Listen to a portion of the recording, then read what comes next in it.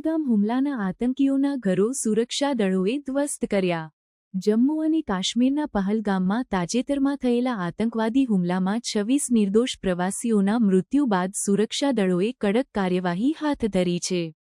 આ હુમલામાં સામેલ સ્થાનિક આતંકીઓ આસિફ શેખ, ત્રાલ, પુલવામા અને આદિલ થોકર, બિજબેહરા, અનંતનાગના ઘરોને સુરક્ષા દળોએ વિસ્ફોટકોથી ધ્વસ્ત કર્યા છે.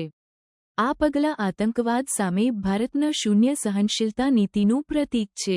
આદિલ થોકર 2018માં કાયદેસર રીતે પાકિસ્તાન ગયો હતો અને ત્યાં આતંકવાદી તાલીમ મેળવી હતી.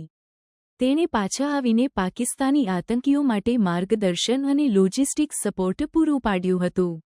આસિફ શેખ પણ આ હુમલામાં સામેલ હતો અને બંનેના ઘરોમાં સુરક્ષા દળોની તપાસ દરમિયાન પહેલેથી જ વિસ્ફોટકો મૂકવામાં આવ્યા હતા, જે તપાસ દરમિયાન વિસ્ફોટ થયા.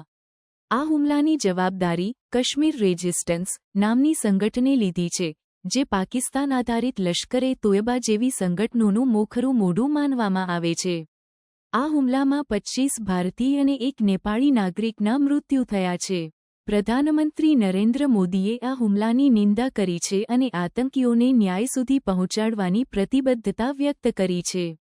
આ ઘટનાના પગલે ભારતે પાકિસ્તાન સાથેના ઇન્ડસ વોટર્સ ટ્રીટીને સ્થગિત કરી છે અને મુખ્ય સરહદી ક્રોસિંગ બંધ કરી દીધું છે. આ પગલાંનો આતંકવાદ સામે ભારતની કડક નીતિ દર્શાવે છે અને આંતરરાષ્ટ્રીય સ્તરે પણ આ પગલાંઓને સમર્થન મળ્યું છે.